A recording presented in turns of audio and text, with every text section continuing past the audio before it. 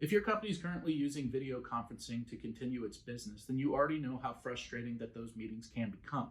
Now, even though online meetings are very convenient, that doesn't always mean that they're beneficial. And from my experience, I know that meetings break down the more and more people that attend the meeting. So Microsoft engineers devised a very simple solution in order to make your meetings better, and that is to raise your hand. Just as you would raise your hand in real life to signal that you would like to speak, now you can raise a digital hand to indicate that you would like a turn at the floor. So I want to show you how this works in two ways.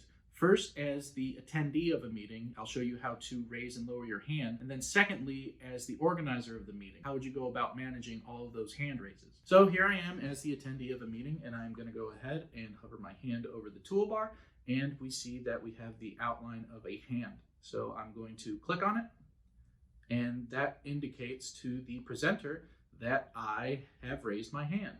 Very simple. So let's say that the presenter calls on me and I give my 2 cents in, and then I'm done. So I could either do nothing at all and hope that the organizer of the meeting lowers my hand for me, or I could be polite and lower my hand on behalf of the organizer. Now, not that much harder if you're the organizer of a meeting.